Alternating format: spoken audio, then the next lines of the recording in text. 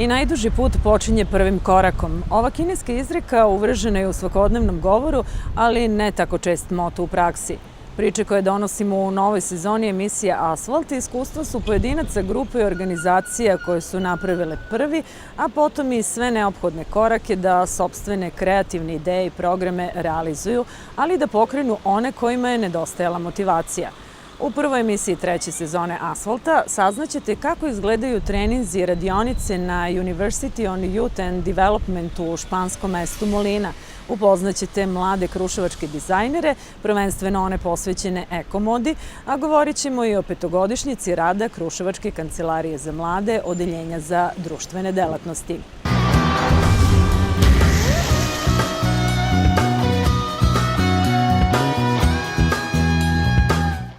Kruševačka kancelarija za mlade, odeljenja za društvene delatnosti, osnovana kao 100. u Srbiji, danas je po rezultatima među 10 najboljih u zemlji, ističe koordinatorka Vesna Živković. Prvi jubilej obeležit će 5. novembra, što je povod da u Asfaltu govorimo o najvažnijim aktivnostima i programima realizovanim u prethodnih 5 godina. Mi smo osnovani kao 100. kancelarija za mlade, to je bilo novembar 2009. godine, tako da evo sad u novembru će upravo, kao što ste rekli, 5 godina. Svaki početak je bio težak zato što smo mi bili 100. i negde svi, da kažemo, obuke i za koordinatore su prošli, međutim, zahvaljujući dobrim kolegama u okruženju, negde sam i ja ušla u te vode i eto doveli kancelariju, da kažemo da smo sad jedna od 10 najboljih kancelarija za mlade od strane Ministarstva omladine i sporta. I prvi neki početci su bili dosta dobar projekat, se pokazao Aktivni građanin u saradnji sa Britanskim savetom i on je trajao pune 2 godine. Projekat koji je obuhvatao radionice gde mladi upravo mapiraju neke probleme na lokalu, pišu projekte i posle te projekte oni i realizuju, gde je grad finansirao njihove projekte, odnosno projekte neformalnih grupa mladih koje su okupljeni oko jedne ideje i to je izuzetno dobar projekat se pokazao. Sa Britanskim savetom smo imali takođe i besplatni kurs engleskog jezika. Sa USAID-om isto tu su neki početci, to je bilo omladinsko preduzetništvo 2 godine, gde je pored obuke za samo podizanje preduzetničkog duha kod mladih, bilo i obuke za biznis plan i korišćenje start-up kredita. Sa Manpowerom imali smo 2 godine saradnju, upravo razvoj karijere mladih, gde su mladi učili kako da napišu radnu biografiju, motivacijono pismo, obave razgovor sa poslodavcem i GIZ, profesionalna orijentacija, gde i sada, znači, evo, aktivno radimo sa srednjoškolcima i u suštini lokalno, svakodnevno obeležavanje svih bitnih dana za mlade, tribine, kao što su i trgovina ljudima, to nas isto očekuje krajem oktobra u saradnji sa MUP-om i Kulturnim centrom, da radimo jednu veliku tribinu trgovina ljudima, šta je to i kako u suštini da izbegnu da budu, da kažemo, zamka ili žrtva trgovine ljudima.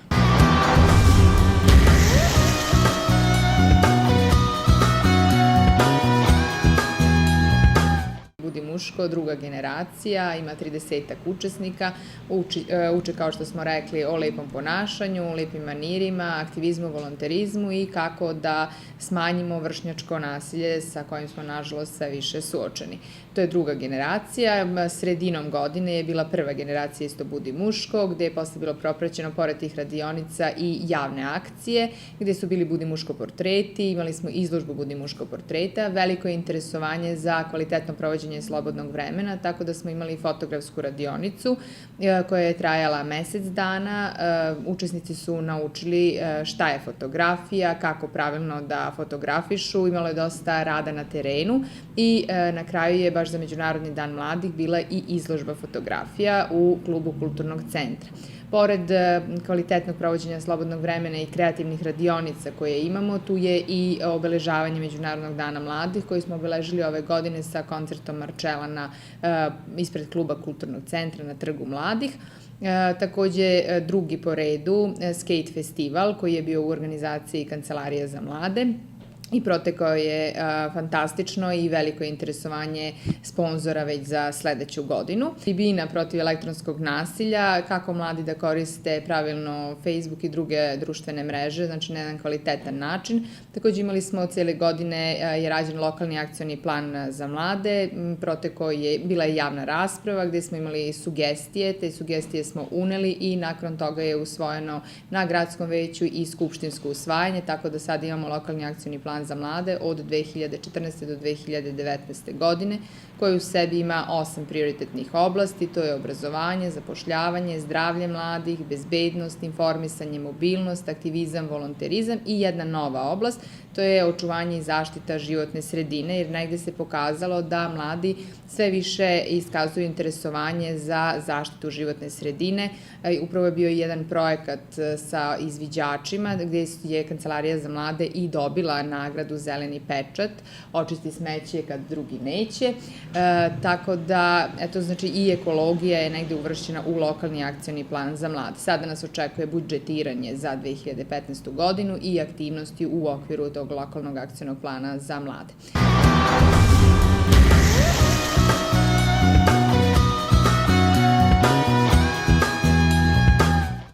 Takođe imamo projekat profesionalna orijentacija mladih koji obuhvata sve veći broj srednjoškolaca i sve više je njih zainteresovano da upravo prođe taj model od 5 koraka, da upoznaju sebe, obrazovanje, zatim zanimanja.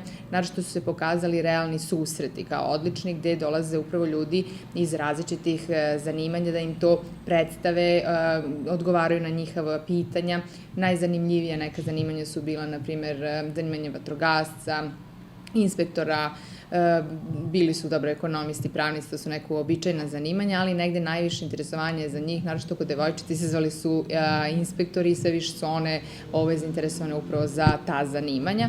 Tako da, evo, upravo do kraja godine očekuje nas primer dobre prakse. Pozvani smo od strane GIZ-a i Ministarstva omladine i sporta 7. oktobra u Sava centru da predstavimo kao primer dobre prakse karijerno vođenje i savjetovanje i profesionalne orijentacije mladih. Bio je i projekat karijerno vođenje i savjetovanje u saradnji sa Manpowerom i sa Britanskim savetom. Imali smo i niz radionica, besplatni kurs engleskog jezika sa Britanskim savetom.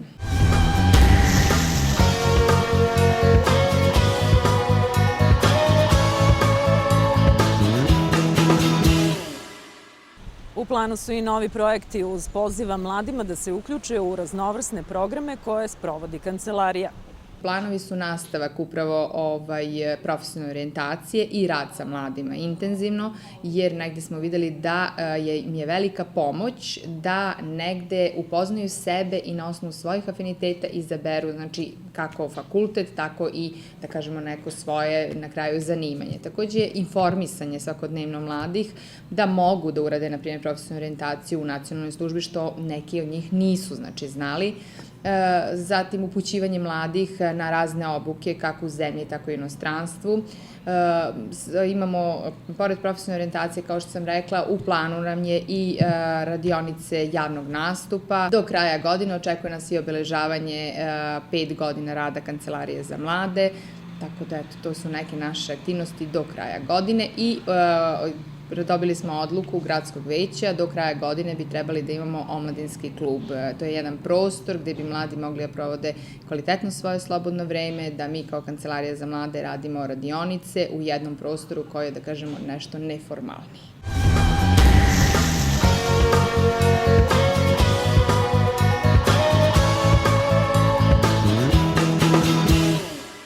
Kancelarija za mlade, prvi princip to je da smo otvoreni, znači, za saradnju, za sve mlade koji imaju bilo kakvu ideju, znači da žele da nešto sprovedu i učine dobro. Tu smo, znači, otvoreni smo za mlade od 15 do 30 godina, međutim ta granica nikad nije baš konačna, znači tu su mladi i ispod 15 i iznad 30 godina. Ta otvorenost, mi se nalazimo u odeljenju za društvene delatnosti, 3. sprat, tako da može da dođu i da nam se obrate za bilo kakvu pomoć. Od aktuelnih izdvajamo projekat pod nazivom Budi muško, menjaj pravila. Krajem septembra u organizaciji Kruševačke kancelarije za mlade u Centru za stručno usavršavanje održan je trodnevni trening za drugu generaciju članova Budi muško kluba. Borba protiv vršnjačkog nasilja, podsticanje aktivizma i volonterizma neki su od tema održanih radionica kojima se utiče na pozitivne promene stavova polaznika i inače kruševačkih srednjoškolaca. U sledeće 3 javne akcije koje su osmislili članovi Budi muško kluba u Kruševcu.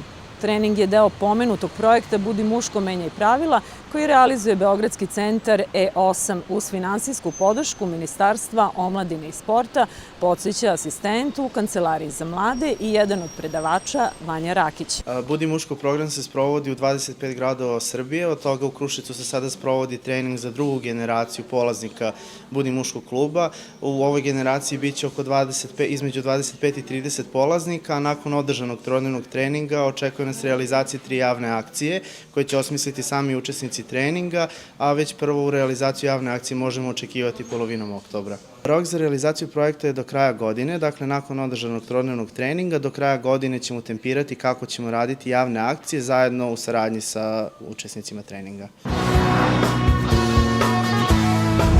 Kruševljanka Valentina Antić učestvovala je nedavno u programu University on Youth and Development u Molini, u blizini Malage u Španiji. Višednevni trening okupio je oko 350 mladih iz 10 organizacija, među kojima je i Youth for Exchange and Understanding International. U Asfaltu Valentina Antić prenosi utiske i iskustva iz Španije. Ja sam 11 dana boravila u Malagi, tačnije u Moljini, to je jedno malo mesto do Malage, jako blizu Malage. U pitanju je Univerzitet mladih za njihove razvoj i delovanje, koji okuplja mlade iz celog sveta, na njihove programe, projekte i treninge. Ove godine slavili smo 15. rođendan univerziteta. To je u stvari jedna velika univerzitet je jedna velika aktivnost, jedan veliki trening na kome učestvuje 350 mladih ljudi iz cele Evrope svake godine. Univerzitet i trening organizuju Savet Evrope, Evropski omladinski forum i Vlada Španije. Ove godine tema celog univerziteta bila je prilike i mogućnosti za mlade. Konkretno aktivnost, odnosno trening na kojem sam ja bila i koji sam radila zajedno sa mrežom za mlade za mir i za razumevanje, jeste bio fokusiran na kreiranje novih pristupa i novih metodologija za rad sa mladih ljudima. I izuzetno sam ponosna što smo posle tog višemesečnog rada izašli sa 20 novih metodologija, 20, da kažem, alatki koji će izaći u publikaciji, koji će u narednom periodu omladinski radnici, treneri moći da koriste u radu sa mladima u njihovim aktivnostima.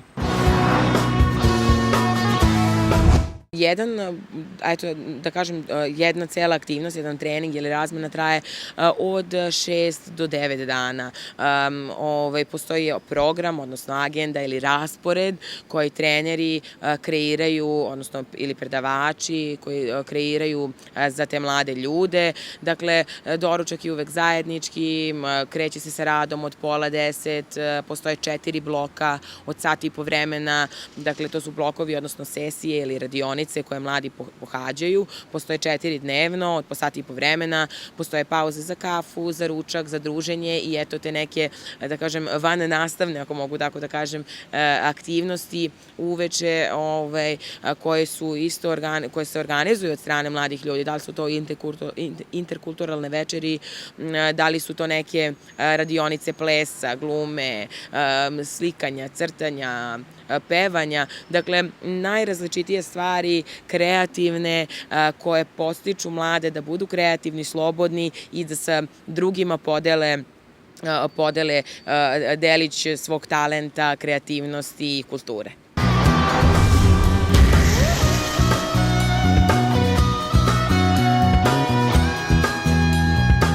Promena dolazi od nas samih. Dakle, ukoliko nešto želimo da promenimo i ukoliko nešto želimo da postignemo, potrebna je želja i motivacija. Dakle, svi ovi trenizi, seminari, sve te razmene donose jedno neverovatno novo iskustvo za čoveka, za mladog čoveka posebno. Zato što na takvim aktivnostima, na takvim događajima možete samo da steknete neke nove stvari, neke nove veštine, kompetencije, znanja, nove prijatelje, upoznavanje novih kultura, mogućnost da odete u neku drugu državu, da je posetite, da vidite i ono što je isto jako važno, otvaranje, širenje vidika i prosto biti otvoren da prihvatite neku drugu kulturu, da upoznate neke nove ljude koji ćete, sa kojima ćete se možda isprijateljiti i steknuti prijatelje za ceo život. Dakle, jedno zaista neverovatno iskustvo. I to učenje kroz neformalne metode, kroz, da kažem, neformalno obrazovanje je zaista čarobno i magično, jer tamo steknete neka znanja i veštine koje ne možete da steknete u školi ili na univerzitetu i vežbate vaše, da kažem, veštine stranog jezika, u ovom slučaju engleskog, koji uvek može da vam koristi i uvek može da vam dobro dođe.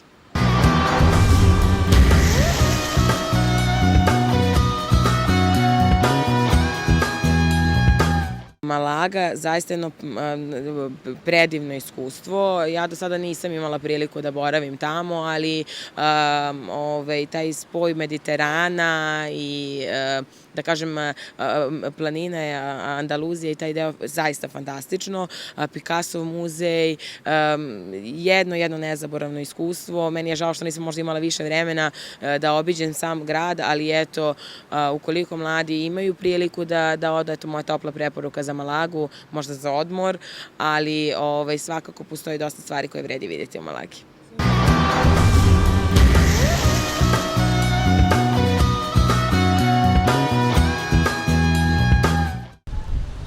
U Kulturnom centru polovinom septembra održana je modna revija na kojoj je kreacije predstavilo 5 mladih dizajnera iz Kruševca.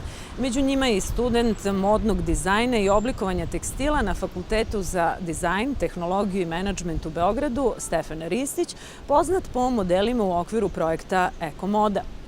Smo imali konkretnu inspiraciju ili smo imali konkretnu temu ovog puta iz razloga što kao dizajner i kao glavni organizator nisam hteo da druge dizajnere ograničavam na taj način tako što ću zadati temu. Pustio sam svakog od dizajnera da radi ono što želi i ono što će ga najbolje predstaviti u najboljem mogućem smislu. 15 modela, svi su unikatni, ručno rađeni, po načinu izrade haute couture, što znači šivenje visokog kvaliteta. Pre nego što krenemo da radimo modnu kolekciju, uvijek imamo neku vrstu takmičenja u slanju skica i najbolje skice koje dospeju do našeg maila se biraju i nakon toga se dizajneri obaveštavaju da su oni ti koji trebaju da predstave njihove kreacije na jednoj takvoj modnoj večeri. Meni je konkretno ovog puta inspiracija za modnu reviju i za kolekciju bila gotska arhitektura, što se može videti po formama modela.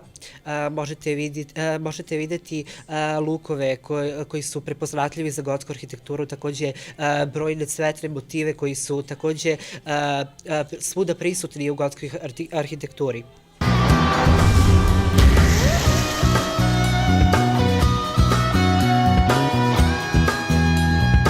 Nakon učešća na Bafeu su se otvorili mnogi putevi i sada ponovo u novembru učestvujem na jednom takvom modnom događaju gde je organizacija mnogo veća od ove naše, ali je stvarno divno iskustvo i nadam se da će i ostali dizajneri koji učestvuju i rade za Ekomodu ostvariti takav uspeh i predstaviti njihove kolekcije na jednoj takvoj manifestaciji.